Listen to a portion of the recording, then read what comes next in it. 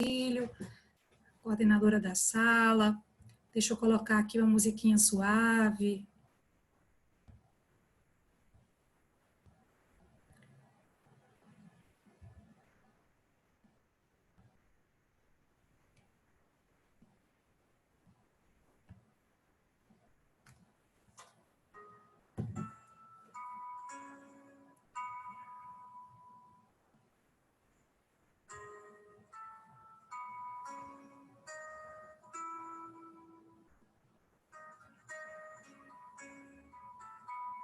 A gente pode fechar um pouco os nossos olhos, podemos ir respirando, soltando o ar lentamente, né?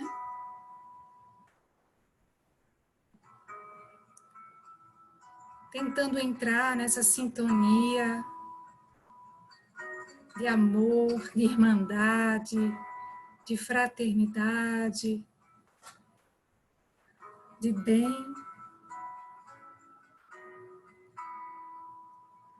E a gente vai aguardando que mais colegas possam ir entrando.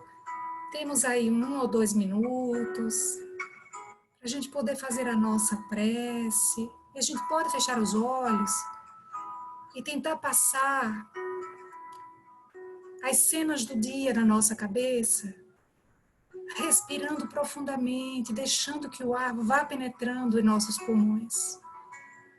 Tudo o que aconteceu, tudo que você pôde fazer, o que deu certo, o que não deu. Talvez você não tenha tido tempo para fazer essa harmonização de manhã ou na hora do almoço.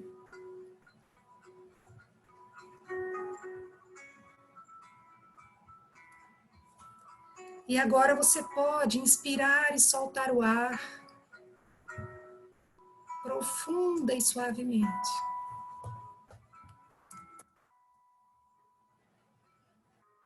Sentindo a vibração de amor de todos os companheiros desencarnados que participam desse trabalho também. As vibrações de amor do amorável Jesus.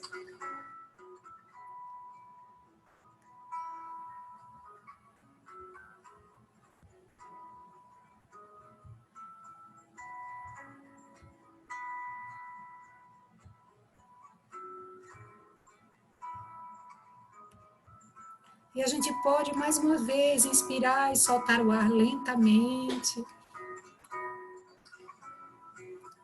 tentando se conectar com essa força superior que comanda o universo, que é o arquiteto, o supremo amor que promana de Deus, nosso Pai.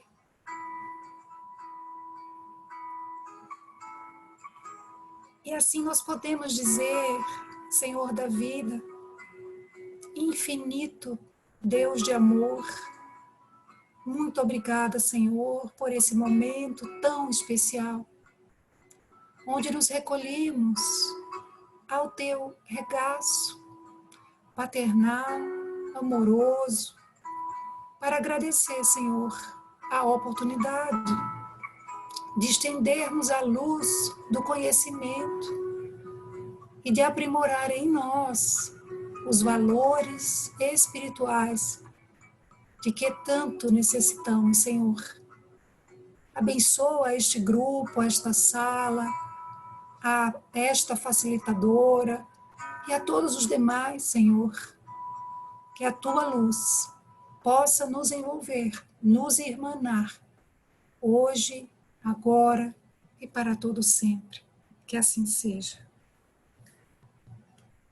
Gente, eu vou dando boa noite a vocês. Deixa eu só tirar aqui o som. Agora. A gente vai ver que já passaram 2 minutinhos aí, né?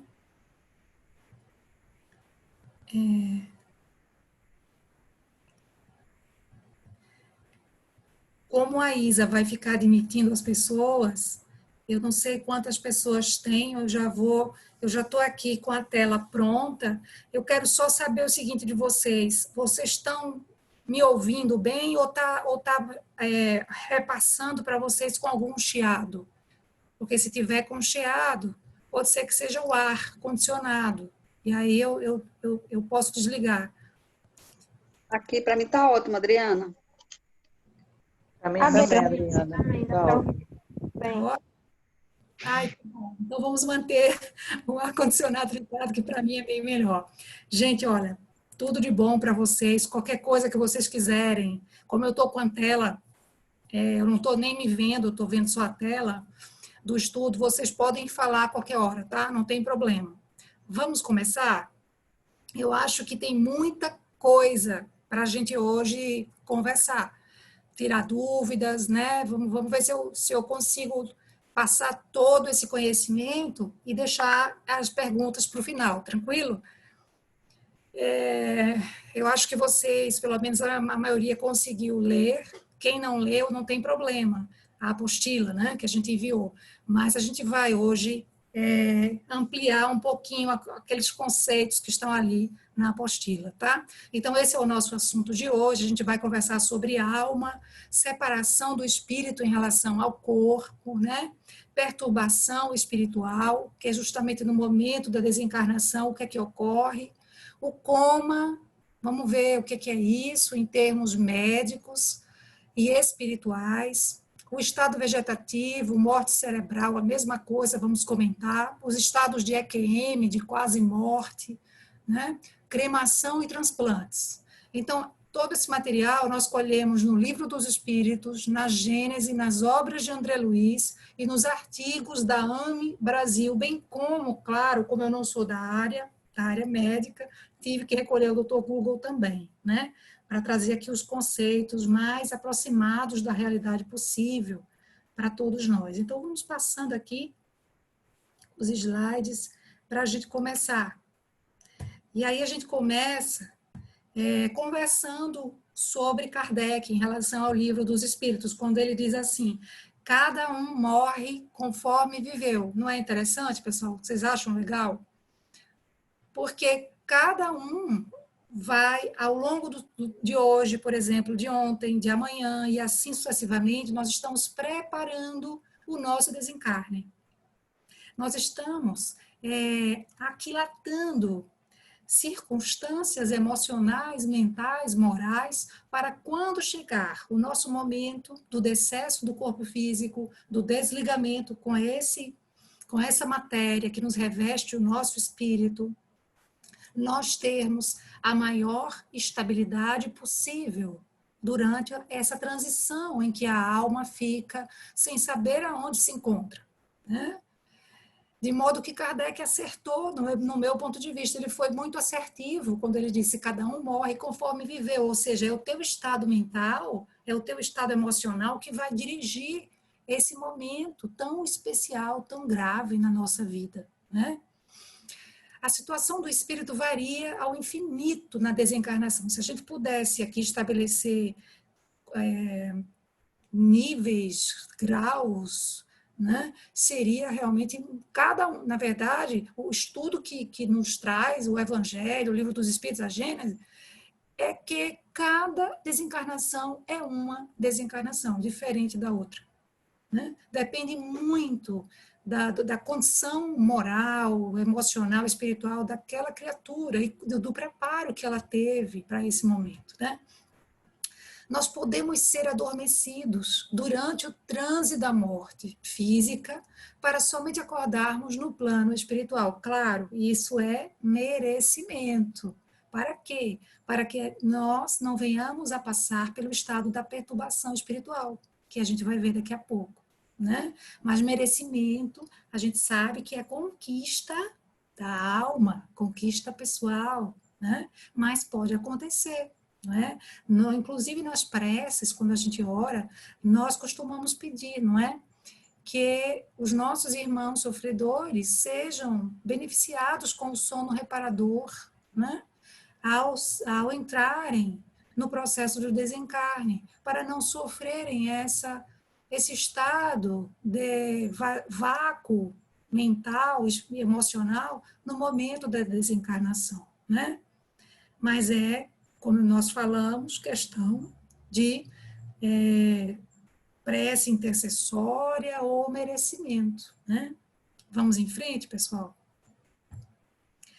Alguns, pela falta de conhecimento, podem permanecer até dentro do lar, como se nada tivesse ocorrido. Desencarna, mas não sabe que desencarnou, né? Inclusive, lá no Clara, há um tempo atrás, a gente recebeu algumas pessoas, foi, vamos dizer, um momento que a gente passou a receber, ao mesmo tempo, várias pessoas que estavam com seus familiares desencarnados há pouquíssimo tempo, né?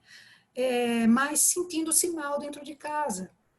E quando nós acolhemos para o atendimento fraterno, teve inclusive um deles que comentou: olha, eu sou católico, nós mandamos fazer várias missas já, mas eu sinto a presença da minha esposa, eu fico arrepiado, eu fico com a barriga doendo, eu sinto que ela está lá.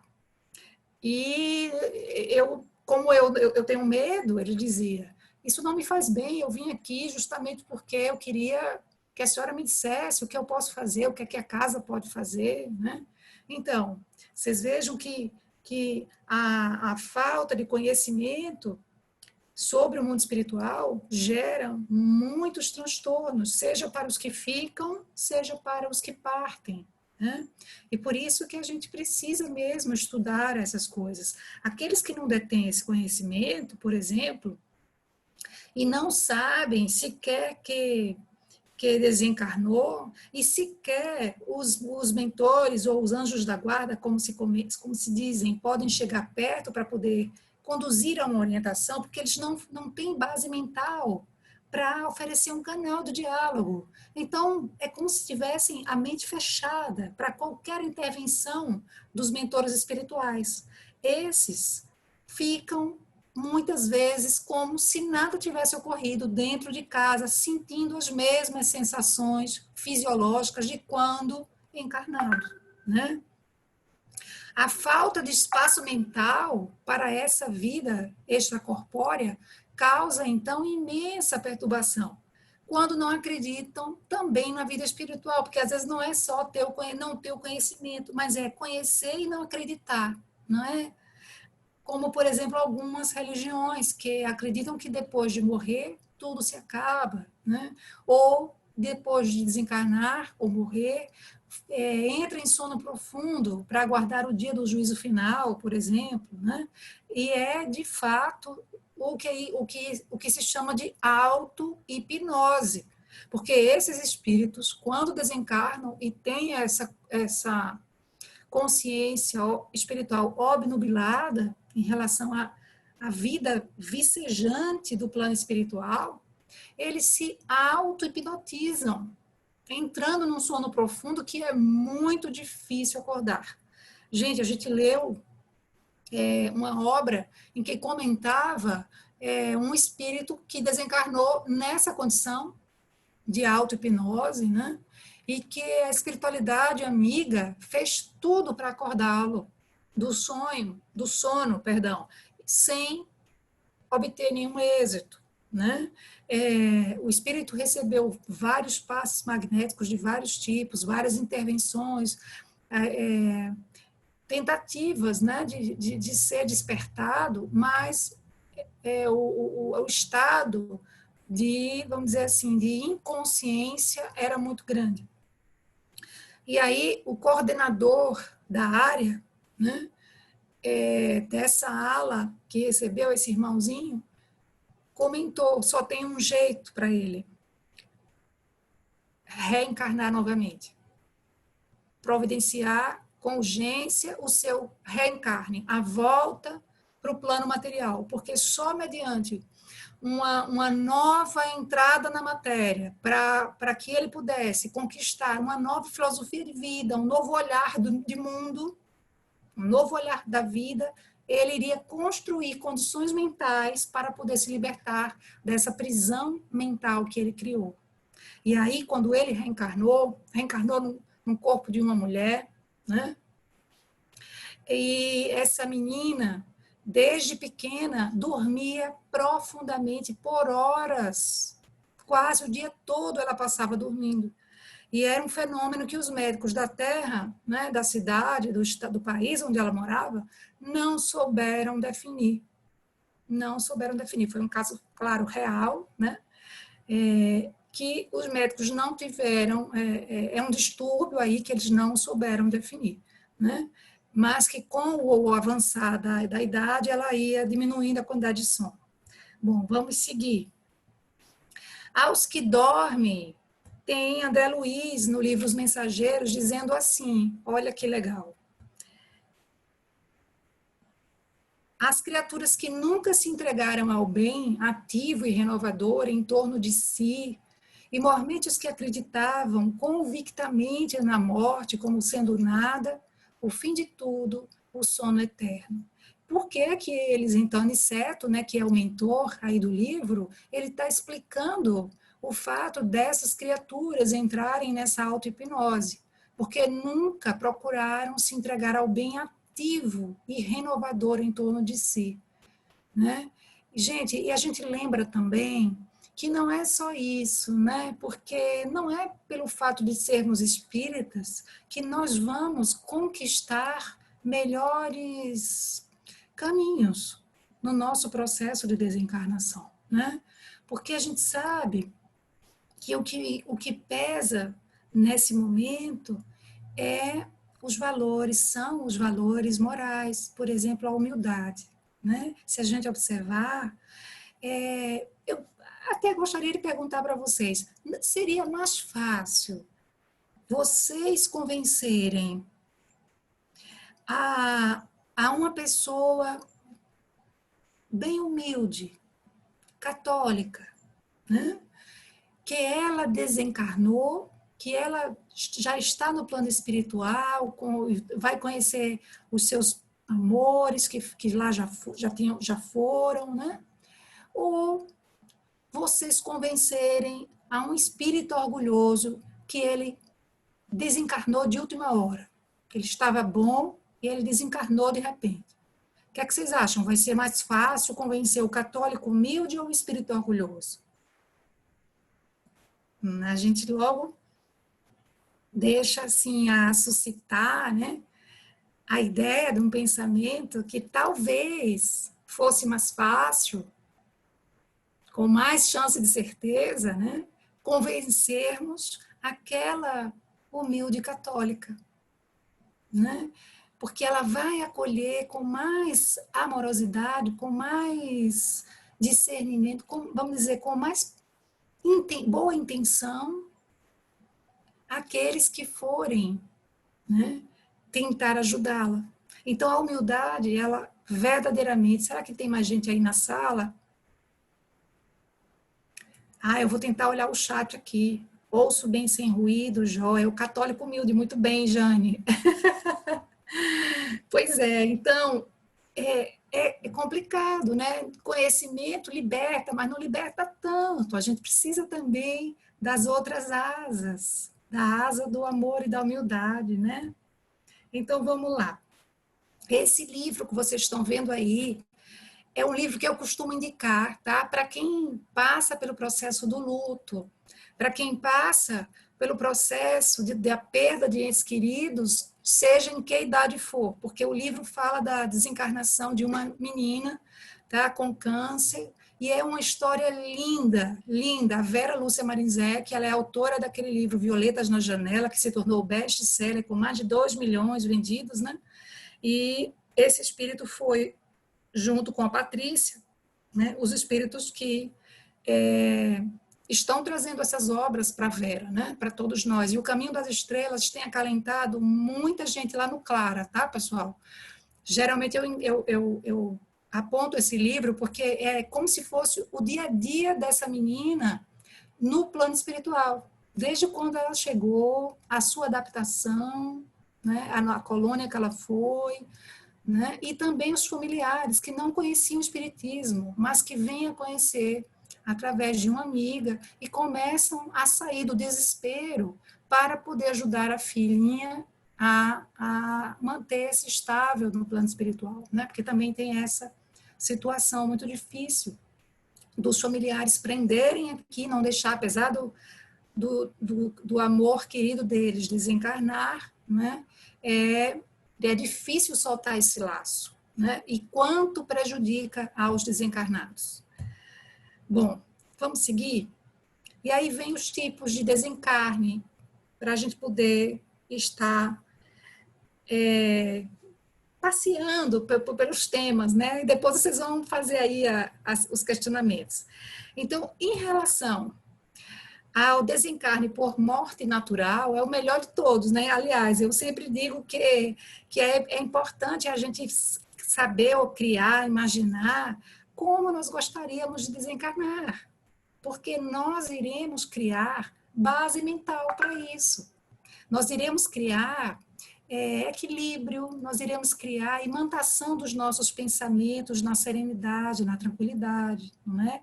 Então, por exemplo, dependendo do que você ache mais fácil, você pode estabelecer aí, não é, um diálogo com o seu eu, com o seu mentor, e começar a estabelecer essas possibilidades. Tudo pode acontecer, né? Então, na morte natural, o desligamento se opera gradualmente e sem abalo. É a melhor das desencarnações, né? Frequentemente, ele começa antes que a vida se extinga, porque geralmente essas pessoas estão ou em casa ou no hospital, já é um lugar tranquilo, em casa ou no hospital com assistência, né, dos operadores da saúde. Naquele momento do transe, ele não sabe mais se está nem no corpo ou se já desencarnou, porque os fios ficam tênues, né? Os fios que ligam ao corpo físico vão se desapegando gradualmente, né? Então, ele começa a ter a visão do plano espiritual, começa a ver os seus familiares que já se foram, começa a ouvi-los, começa a se sentir seguro do processo, né? Então, é realmente uma desencarnação das melhores. Mas como é que se dá esse desligamento do corpo físico? Vamos ver se a gente consegue entender esse quadro aqui? Vamos ver? Aqui a gente tem a visão do corpo físico, chamado de corpo denso, né? Acompanhem comigo, tá? A gente tem o duplo etérico, tá logo acima dele, que também é chamado de é onde fica o fluido vital nosso, é o corpo vital, né? O fluido vital que detém o formato do corpo físico, né? E é onde sustenta-se todos os chakras, que prendem, por sua vez, o corpo astral, que vem logo em seguida, ao corpo físico, que está abaixo. Então, o duplo etérico, ele é constituído apenas do fluido vital, né? E que tem essa função de ligar tanto o perispírito, que é esse corpo astral, né? Que por sua vez envolve o espírito, é a chama trina, como vocês estão vendo aí, né? Essa luzinha dourada, rosa e azul, eles simbolizaram como sendo o princípio inteligente, né? Que é o espírito, que está aqui, salvaguardado pelo corpo astral, que é o perispírito, que o perispírito ele concede, né, a mesma forma do corpo físico, mas não é essa como é que se diz, essa nuvem branca que vocês estão vendo aí não, tá? É que a imagem não ficou bem delineada. Aquela imagem que eu abri o slide, ela está bem melhor. O perispírito, na verdade, não é uma massa de nuvem, não. Ele tem o contexto da mesma forma que nós temos aqui no corpo físico. É a duplicação do corpo físico, apenas num elemento mais sutil, semimaterial, plástico, né? Que pode, inclusive, ser modelado pela capacidade mental do espírito, né? Bom, o que acontece no desligamento? Primeiro, quando há o rompimento ou a cessação da vida no corpo físico, né? E aí tem tanta discussão da medicina, que a medicina até hoje não chegou dentro vamos dizer, de alguma conclusão mais apropriada, de forma unânime, do que seja morrer.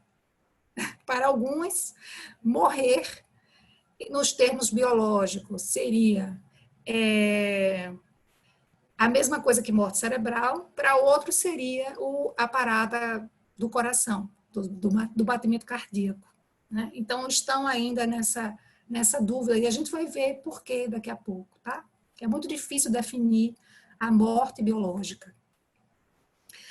Bom, mas quando se dá, né, a falência de todos os órgãos físicos e se declara a morte clínica do paciente, né, vai se proceder esse desligamento. Então, os mentores, os médicos da espiritualidade, vão proceder ao desligamento desses cordões fluídicos que ligam o perispírito ao corpo físico. Então, primeiro é cortado o fluido ou cordão que liga ao chakra do plexo solar, chamado gastro, tá? A figura aí está trocada. Segundo, é cortado o cordão relativo ao chakra cardíaco, e isso a gente tem muito bem delineado no Desencarne de Dimas, no livro Obreiros da Vida Eterna, que a gente já estudou, né? E, por último, eles desligam o chakra coronário, né? E eu tinha uma voluntária lá do Clara, que quando a gente deu essa aula, e nas outras edições, ela disse assim, Adriana, isso é verdade, porque no velório da minha mãe, eu observei que quando, num determinado momento, saiu uma massazinha cinzenta da barriga dela, ela era sensitiva.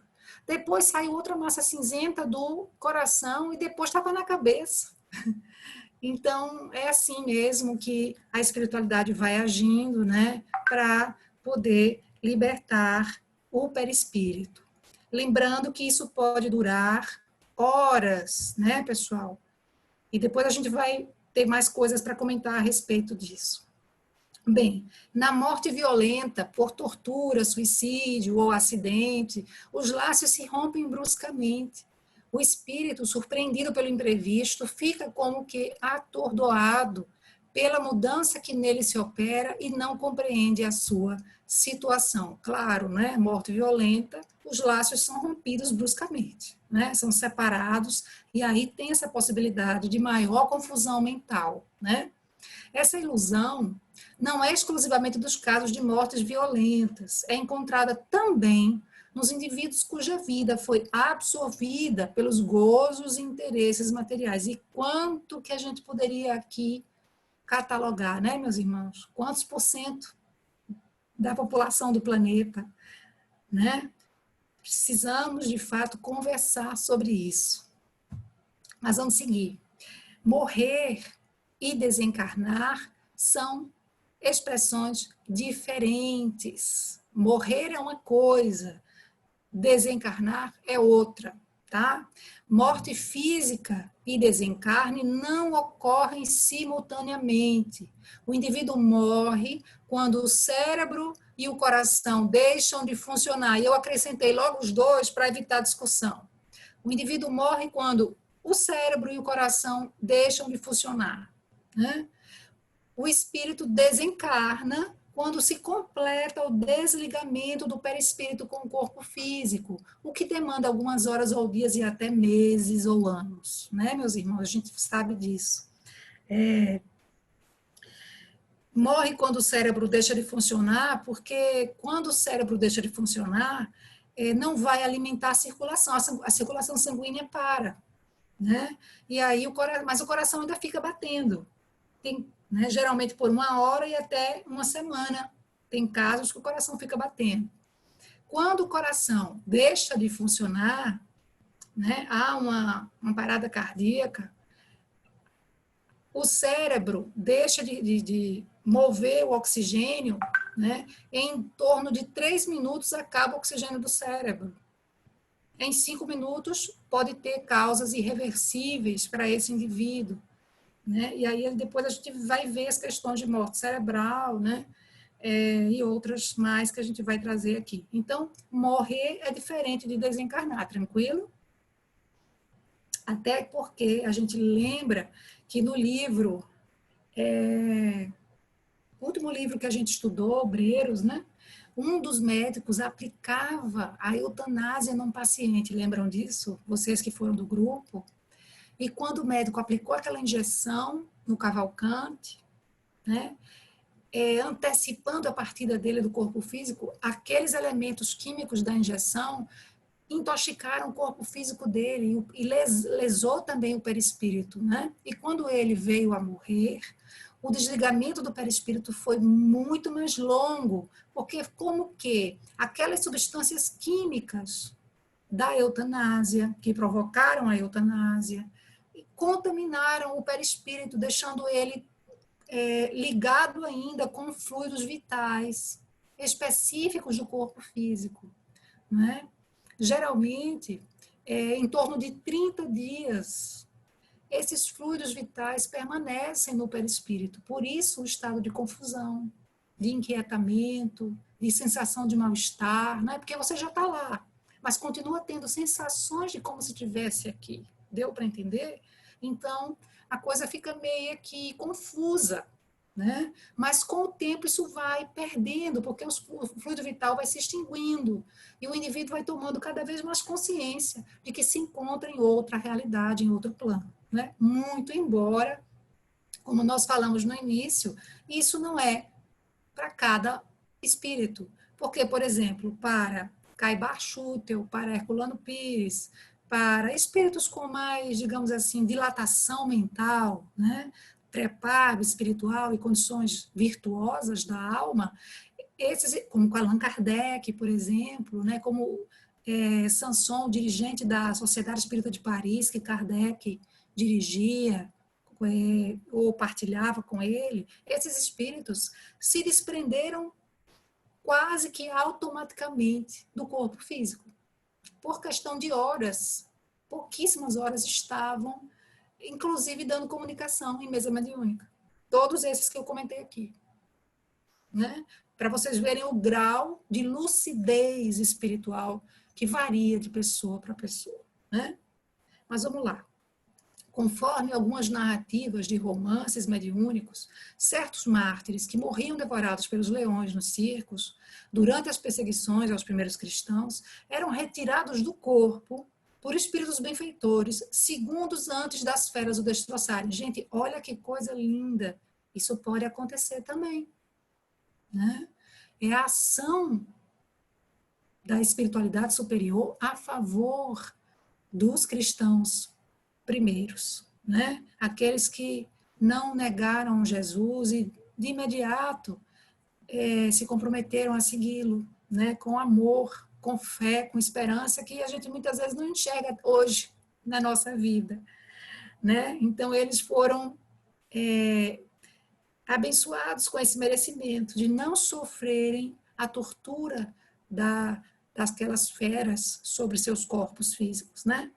Mas a expectativa da morte, ela também pode fazer com que a pessoa perca a consciência antes do suplício, porque esses primeiros cristãos perdiam a consciência muito antes, aliás, perdão, segundos antes de serem devorados. Mas isso também pode acontecer, né, quando a pessoa tem um excesso de ansiedade muito grande, ela então entra em estado de inconsciência, né? E a perturbação espiritual? É que a gente pode conversar sobre isso. A gente já falou, né? A compreensão da realidade do mundo espiritual. No momento da morte, tudo a princípio é confuso, a gente já falou sobre isso também. Né? Então, vamos passar esse aqui. Situação de cada um, né? Não acaba com nossos vícios e paixões. A gente já viu isso, né? Muitos preferem permanecer vinculados ao nosso plano, compartilhando hábitos infelizes, sensação de dor. Isso aqui é legal. Vamos ver. A lembrança de uma doença que o espírito tinha quando estava encarnado é um dos fatores responsáveis pela impressão de dor que muitos espíritos sentem mesmo após a morte do corpo. Então, vamos lá. Se o corpo está se decompondo e o espírito possui fortes laços energéticos com ele, provavelmente vai passar a ter várias sensações desagradáveis. Gente, o que é que acontece? como a nossa condição mental ainda é muito inferior, e o despreparo também, né? O espírito que tem as sensações muito ligadas à matéria, é muito natural que ao desencarnar ele continue com as mesmas sensações, como se na matéria estivesse. Então, se ele desencarna, por exemplo, fruto de uma facada que ele recebeu no coração, né? Vamos trazer assim um exemplo bem gritante para ver se a gente entende. E dessa facada no coração, ele veio a desencarnar, caiu no chão, todo ensanguentado e desencarnou, né? Teve até uma morte abrupta, digamos assim.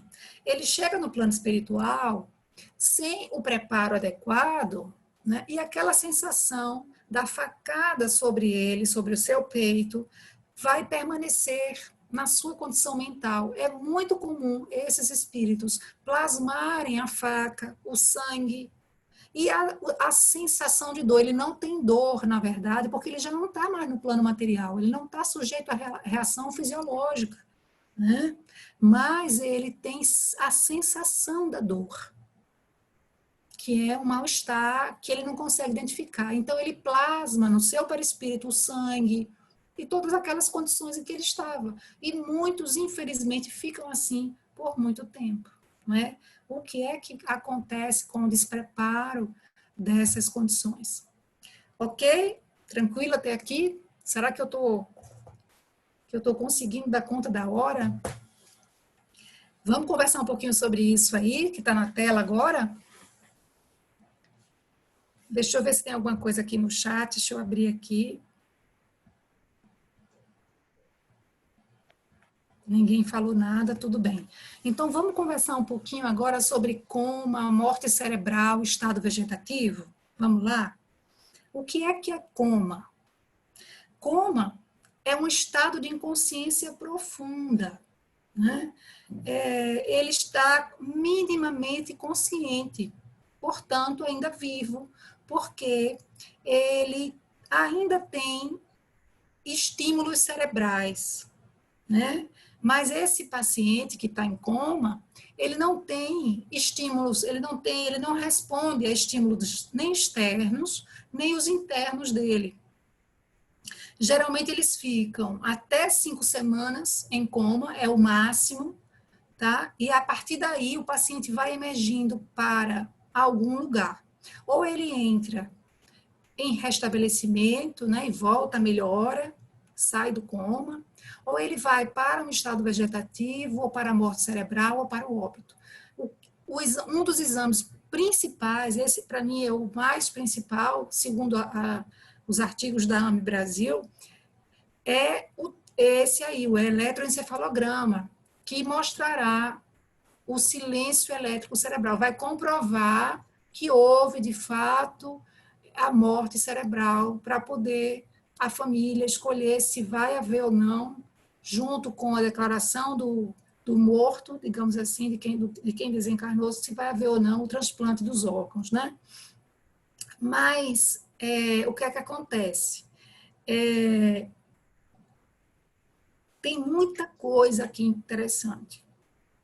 Vamos lá, vamos adiante. Ele pode voltar para a consciência, né? E nesse coma, ele pode ter um estado alterado da consciência, ele pode ter viajado, ele pode ter conhecido o plano espiritual, né? Aonde ele desejava ir, foi, se recebeu o merecimento para ir, ele pode ter ficado, visto o corpo dele lá, achado estranho, enfim, ele pode ter tido várias experiências de quase morte, né? Como são relatados tantos por aí nos jornais, nas mídias, né? Mas se ele evoluir para o estado vegetativo, olha o que acontece. É quando a pessoa acorda do coma, mas com dano cerebral, né? Que esse dano cerebral, esses danos cerebrais, vêm a comprometer a sua cognição, né? Existem várias partes do cérebro, né? Que podem ser acometidas aí de danos, muitas vezes irreversíveis, né? O paciente pode ficar desligado da vida exterior, mesmo despertado, né? Ele pode alternar períodos acordados, desacordados, ele perde o ciclo do sono, vigília, ele perde. A pessoa com esse quadro sobrevive vários anos sem sinais de consciência. É muito triste essa expiação, né? Eu tenho um amigo, quer dizer, eu tive, né, um colega do colégio que eu estudei com ele, o Rubinho, e a gente perdeu o contato porque, enfim, não sei o que aconteceu com ele. Mas ele era casado e a esposa teve eclâmpsia quando estava grávida, né? E chegou a perder a consciência e, infelizmente, ela evoluiu do coma para o estado vegetativo. E até hoje, essa moça, olha, isso aconteceu há mais de 25 anos. Até hoje ela vive em estado vegetativo e foi assim uma história muito triste, porque a sogra dela, que cuida dela até hoje, nossa amiga querida, via as lágrimas dela caindo, né? Quando a filha nasceu, foi colocada no colo dela e ela não podia abraçar, não podia beijar, não podia partilhar da vida da família, né? Até quando o nosso colega Rubenzinho terminou, depois de anos que ela estava nesse estado, sem poder retornar, porque houve dano irreversível do cérebro, ele conheceu outra garota e se apaixonou e foi pedir licença a ela, conversar com ela, ver se ela liberava ele. E a lagrimazinha dela desceu, ela ouviu tudo, sem poder manifestar, né? Então, eles se divorciaram e ele pôde casar de novo. Mas até hoje, quem cuida dela é a mãe do Rubinho, a sogra. Então, esse estado vegetativo, a gente não tem dúvida, é uma expiação, tanto para a família quanto para o próprio espírito, né?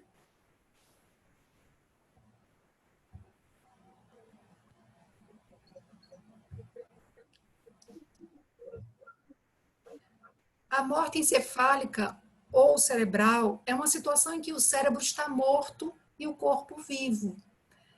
Né? É a situação em que, quando diagnosticada, os órgãos podem ser doados, pois o cérebro está lesado de maneira irreversível. Né? Então, é aquele quadro que a gente falava de morte cerebral. O cérebro morreu, mas o corpo está vivo em questão de horas. É aquelas horas, né, que o fluido vital ainda está ativo e que se pode fazer os transplantes dos órgãos. Quanto tempo, gente? Olha, isso é tão importante a gente saber. Quanto tempo se faz esse exame de eletroencefalograma? Eu não sei se eu vou ter tempo para falar tudo sobre isso, mas a doutrina espírita, através de Emmanuel, no programa Pinga Fogo, Chico Xavier informou nesse programa, em 1971, ano que eu nasci, e está registrado aí no YouTube, parece, né? Chico, naquele momento da entrevista, ele dizia: Emmanuel está aqui do meu lado, dizendo que o ideal é que se espere 72 horas. Né? E aí, para a cremação, foi a pergunta, porque ele já respondia que, naquele momento, enquanto não chegasse às 72 horas, o perispírito, o espírito da pessoa, poderia sentir as ligações todas com o seu corpo físico. Não é? Imaginem a retirada dos órgãos, né? Sem anestesia, considerando que a pessoa está morta, mas o espírito sentindo tudo aquilo. Né? E tem relatos mesmo, que eu pesquisei hoje à tarde, em pesquisas científicas, que apontam que foram diagnosticados nessas situações reações do corpo físico, como aumento da temperatura, do movimento cardíaco que se acelerou, registrando aí que o perispírito ainda estava ligado ao corpo, né? Então, precisamos ter esse respeito, e o que a gente vê é que essas 72 horas não é respeitado em lugar nenhum do mundo. Havia um protocolo na década de 90, gente, protocolo da ciência médica, determinando que fosse respeitado essas 72 horas. Mas isso não existe mais. 10 anos depois mudou-se para 48, hoje são 24 horas. Existe uma pressão, talvez, da academia médica. Eu não sei se é uma falta de humanidade que a gente precisa resgatar, não é? Porque muitos erros médicos nessa hora são registrados. Se a gente fosse catalogar, Imaginem vocês. A gente vai ver daqui a pouco reportagens que declaram isso. Pessoas que foram decretadas morte cerebral e retornam, quando a gente sabe que morte cerebral tem lesão irreversível, ela não poderia retornar. Não é? Então, precisa respeitar as 72 horas, porque se ainda o eletroencefalograma, quando for feito nas 72 horas, se ele decretar que há algum reflexo cerebral, é sinal de que não houve morte cerebral total, não é? Então, o espírito ainda está ali, ligado ao corpo, vamos esperar, tudo pode acontecer, não é? Não devemos confundi-la com o estado vegetativo, pois nesse uma parte do cérebro ainda funciona, ok. Agora, a questão espiritual, em relação a essas questões aí. Eu quero saber o que é que vocês acham disso, tá? Falamos do corpo físico, agora vamos ver o espírito, como é que se comporta nessas situações, né? Bem, na morte cerebral parcial, ou seja, que ainda tem algum reflexo do cérebro que foi acusado no exame, podemos ter duas circunstâncias. Ou o paciente se encontra em coma ou estado vegetativo, inconsciente, incapaz de realizar qualquer ato demonstrativo de vida, mas ali se mantém ligado pelo espírito, condição de provação para ele e para a sua família. Né, gente? Ele está em coma, ou está... A gente tem um garoto, né, um menino, que digo, com 32 anos, que a gente atendeu no CLAR, a gente deu polaridade nele, aplicou polaridade várias e várias vezes lá na casa dele, onde ele está em estado vegetativo já há alguns anos, né? Ele perdeu com 24 anos as funções do cérebro.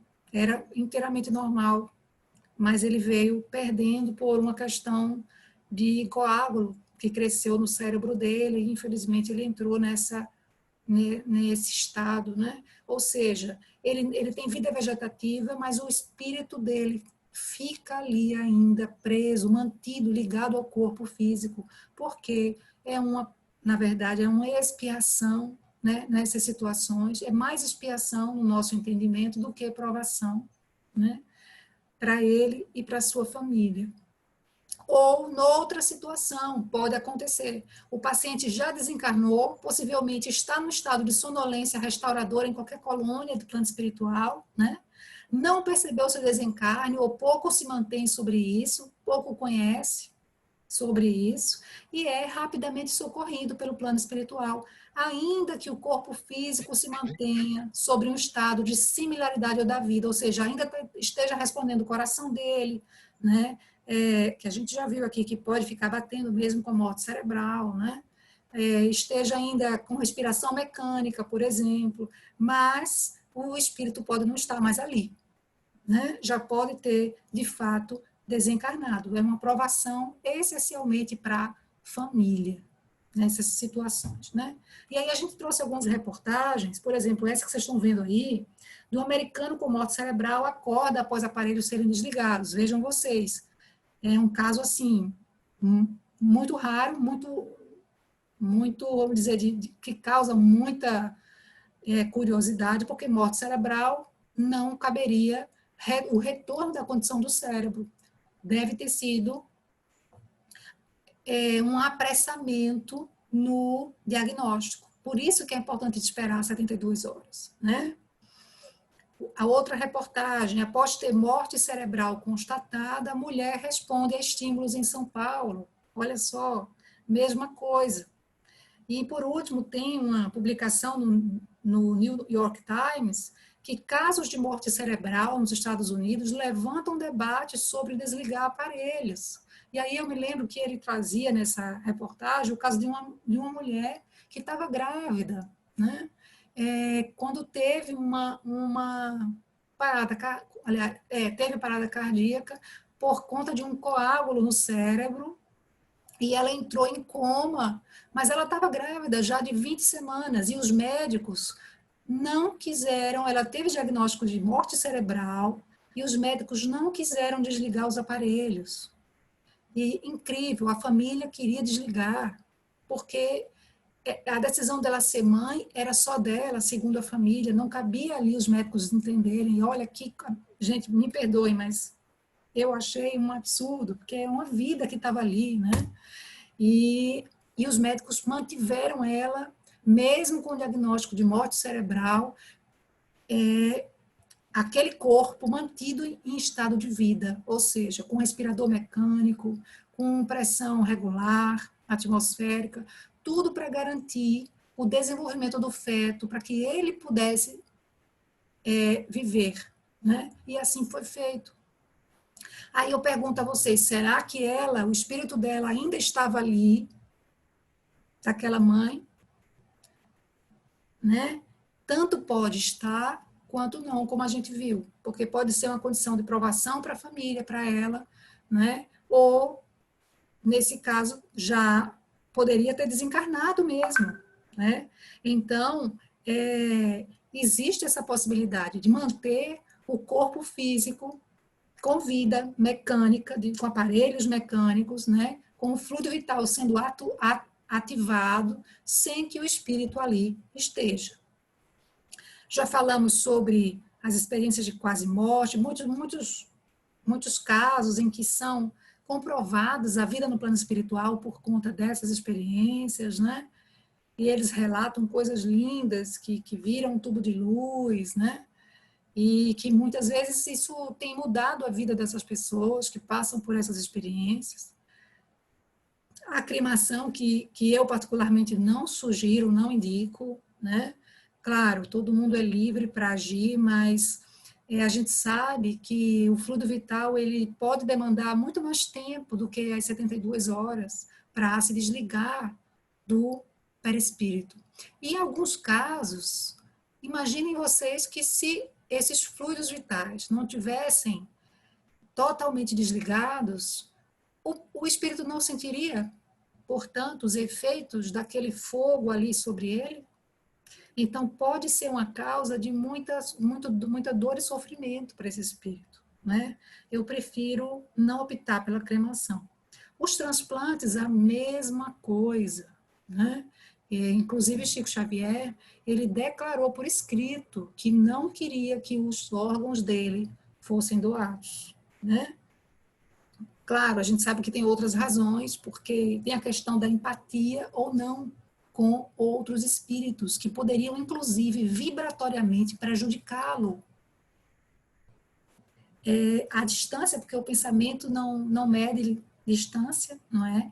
Em relação àquele órgão recebido, afetando, entrando muitas vezes em condição que ele já não necessitava mais, né? Daí a declaração por escrito de Chico. Eu, particularmente, também não sou doadora de órgãos. Eu prefiro doar-me em outras coisas, doar-me em vida, tudo que eu puder. Todas as minhas mãos, nos meus horários possíveis, né? Os meus pés, o meu coração, o meu pensamento, enfim. Mas também não gostaria de ser doadora de órgãos no momento que a gente vive com condições tão limitantes de moralidade, né? Mas vamos seguir para terminar. Então, resumindo tudo isso, gente, que eu vou abrir para vocês falarem, no livro dos Espíritos e na Gênesis, a gente vai ver que o corpo orgânico, só para a gente fechar o que a gente já, o que vocês viram aqui, ele pode existir sem a alma, não é isso? O corpo orgânico, mas ela somente o abandona, ou seja, o rompimento dos liames que prendem a ele, quando o corpo deixa de absorver e assimilar o fluido vital, né? Não é, isso demora um certo tempo, né? Não é a partida do espírito que causa a morte do corpo, mas a morte do corpo é que causa a partida do espírito, né? E após a morte do corpo carnal, a matéria decompõe-se, retornando ao pó, e o fluido vital retorna à massa do fluido universal. Isso é muito bonito, viu? Porque se vocês observarem direitinho, o fluido cósmico universal, quer dizer, o ar da Terra inteira é composta das moléculas daqueles que já se foram. que já partiram e que vão, por sua vez, formar os novos corpos, dos novos fetos, das novas pessoas, né? Isso é muito bonito. E por fim, ai meu Deus, se um corpo pode existir sem alma, essa, no entanto, não pode habitar um corpo sem vida orgânica, não é isso? Então, o corpo pode existir sem alma, porque os aparelhos vão ficar, olha, Kardec, muito antes da ciência atual, né?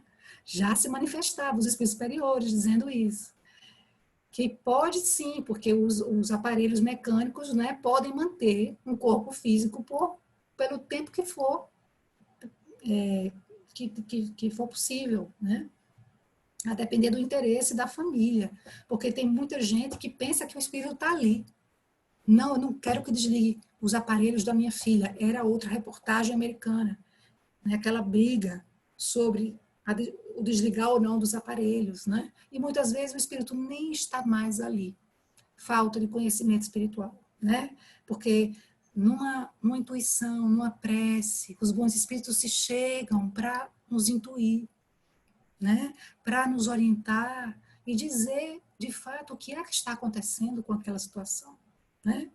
Então, meus amigos queridos, essa figura eu deixo para finalizar, né? Representando assim esse momento glorioso do nosso retorno à grande pátria, real e verdadeira, e que a gente possa ter cada um o seu melhor momento, né? Com boa assistência dos bons espíritos quando chegar a nossa vez, e, enfim, que a gente possa ser feliz em todas as nossas realizações, tá, gente?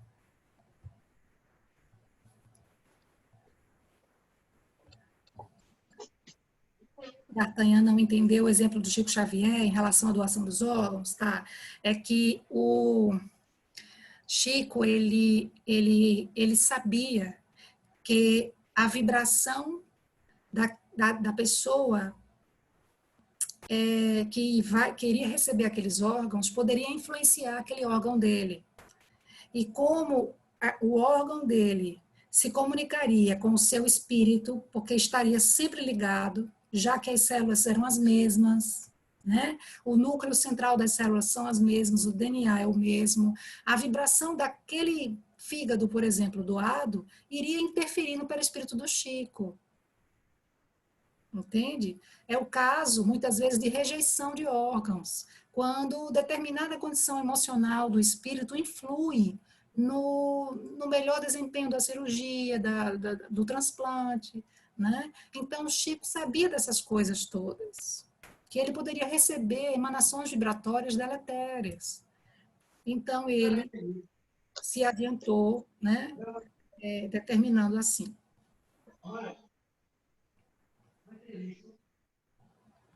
Pois não, gente, tem alguém falando, né? Será que tem alguém interessado em perguntar? Adriana, boa noite todo mundo. Estou falando aqui, tô no sertão, e às vezes a conexão não está muito boa, mas estou tentando. Eu conheço uma pessoa, uma senhora que levou uma queda, vai fazer 1 ano agora em outubro, e ela está num estado vegetativo, mas ela não, praticamente ela não fecha os olhos, mas ela fica olhando assim para a pessoa, perdeu todos os sentidos. E nesse caso, ela está em casa, toda sendo amparada pela equipe médica que assiste. Ela estaria em coma, em estado não vegetativo, mas ela consegue ter percepção do ambiente, mesmo ela não se comunicando, a parte espiritual dela. Com Acredita certeza. que sim? Sim, com certeza. Eles escutam. Eles escutam, eles percebem, olham, né? É muito bom aproveitar esses momentos, porque muitas vezes tem mágoa de família guardada, né? Uhum. Ali são preparos para o futuro mais feliz. Então, é muito bom aproveitar esses momentos, porque eles escutam. E quando a gente ia atender o rapaz, a gente conversava com ele, brincava com ele, e a gente percebia que ele ouvia, porque ele fazia alguns sinais com o olhar. Então, isso é muito legal, né? A gente manter essa intenção, ou pelo menos essa consciência de que eles estão, quando estão, claro, com os sinais ainda ativos, né? Muitos se encontram ali, tá? Obrigada. Sou eu agora. Boa noite, gente. É Védia. Estava me procurando, né? Tô sem o rosto aí, né, Adriana? Olha, veja só, esse assunto é meio complicado para mim, porque no prazo de 8 anos, mas está com muito tempo, está com 11 mais ou menos, eu perdi meu pai, minha mãe, minha irmã e meu irmão. Mas eu vou falar sobre, aí eu fico lembrando, né, de todos os casos. E o meu marido, que ele não é o tema, né, mas você falou, o meu marido, em 96, ele cometeu suicídio. Eu entrei em depressão e a doutrina me ajudou bastante. Na época eu frequentava o André Luiz, mas aí depois deixei e agora eu estou me preparando, não, eu estou maravilhada com a doutrina. Está ouvindo? Tô. Porque me ajuda bastante, né? Me ajuda bastante. Mas aí eu tenho não sei se é uma dúvida. A minha irmã, ela teve, há 11 anos atrás, ela teve morte cerebral. Ela teve aneurisma, né? Mas ela ficou mais de 72 horas, porque a minha sobrinha optou por fazer a doação dos órgãos, tá? Só que não podia, eu não sei o nome, existe um líquidozinho no cérebro que tinha que sair todo, eu não lembro o nome, tá? E não tinha, né, nesse prazo, mas aí a minha sobrinha viu que eu conversei também com a minha irmã, eu acredito que ela deve ter escutado, né? Eu entrei, a gente entrava, conversava com ela já morta, na morte cerebral. Só que aconteceu o seguinte, no dia que a minha sobrinha desistiu da doação, disse, não, minha mãe está sofrendo e eu não vou mais doar. Depois de mais ou menos meia hora, quando chegamos em casa, ligaram dizendo que ela tinha falecido, né? Que ela tinha desencarnado. Então, você, no início, você falou que tem casos que me desculpe se eu estiver mentindo, né? Tem casos que acontece, né? De haver o desligamento do aparelho, porque ela estava ligada só com os aparelhos, né? E a impressão que nós tivemos foi que aconteceu isso, eles estavam mantendo ela viva, só estava esperando terminar esse líquido, que eu não sei, para poder fazer as doações de todos os órgãos, e aconteceu, ela ficou mais de 72 horas, mas só ela faleceu mesmo depois que a minha sobrinha desistiu. Foi coisa rápida. Quando ela desistiu, coisa rápida, a gente recebeu notícia que ela tinha desencarnado.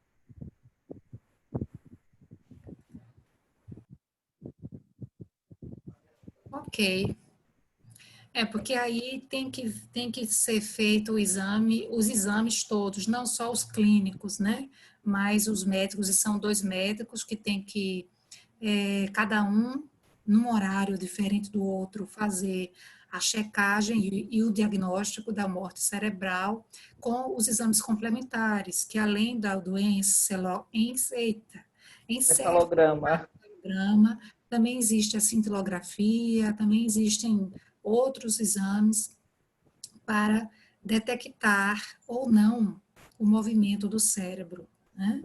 É só que a família precisa estar muito ligada para acompanhar tudo isso, né? Porque realmente, às vezes, pode acontecer, como nós observamos, que haja reflexos mesmo após o diagnóstico de morte cerebral, né?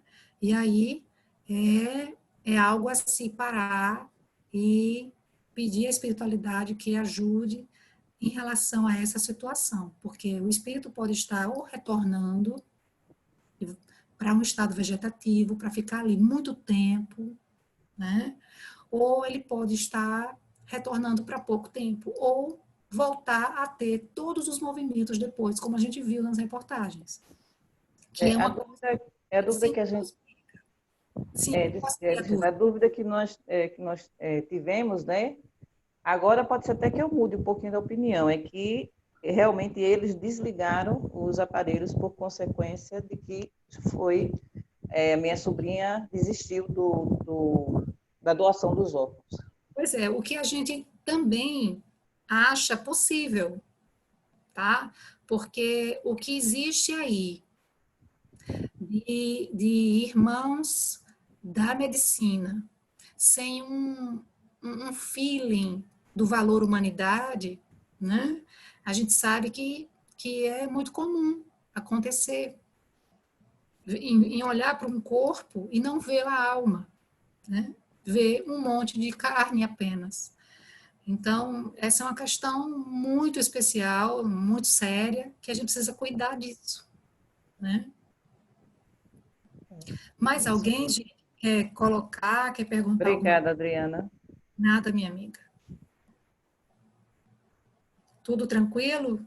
Tudo bem para vocês? Que bom, então. Chegando o horário, né? A gente vai fazer uma harmonização, tá? Bem rapidinha, para a gente poder, então, encerrar. Eu agradeço a presença de todos vocês. Achei linda a sala hoje.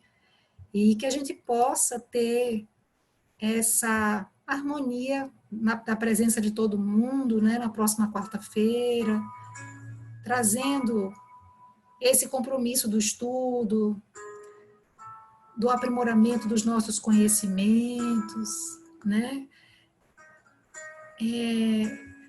Dando mesmo oportunidade para você mergulhar nessa base que vai só trazer para você condições mais harmonizadas de vida, vida física e vida espiritual, né?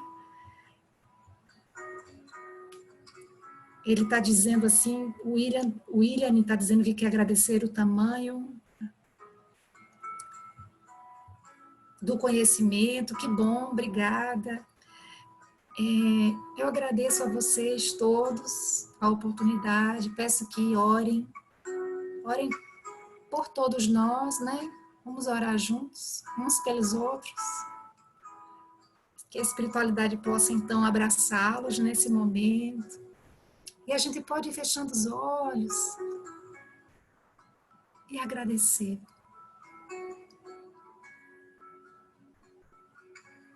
Jesus amado, gratidão, Senhor.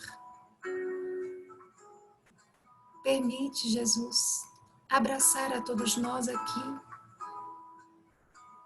e que possamos, mais adiante,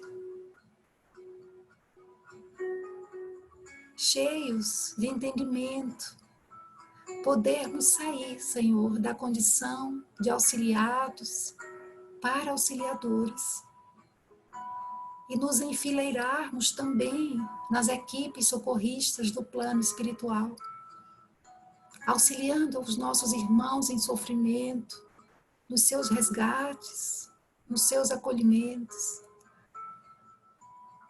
E é para eles que dirigimos o nosso pensamento agora, Senhor. Ajuda-os todos, os que estão em maiores ou menores condições, piores ou não, que tenham a assistência dos bons espíritos e que a tua santa paz possa, junto com todos eles, permanecer, com todos nós deste grupo, com os nossos familiares queridos, com cada um de nós, Senhor. Aquieta as dores da nossa alma, Senhor, do nosso corpo, do nosso espírito, e que contigo possamos caminhar mais livres, leves e felizes. Que assim seja. Gente, um abraço espiritual para todos, tá? Que a gente possa estar aqui na próxima quarta-feira, né? Eu vou terminar vendo essa frase da Jane, o espírito é muito orgulhoso, né, Jane? Que a gente possa ir cultivando, então, essa humildade, né? De ficar no nosso lugar, sem mais, sem menos, né? Mas no lugar do coração, que liga todo mundo, tá? Um beijo e até a próxima quarta-feira, gente. Vamos sim, vamos juntos. Um abraço, boa noite. Obrigada noite. pela presença. Estamos evoluindo, muito bem. Beijo.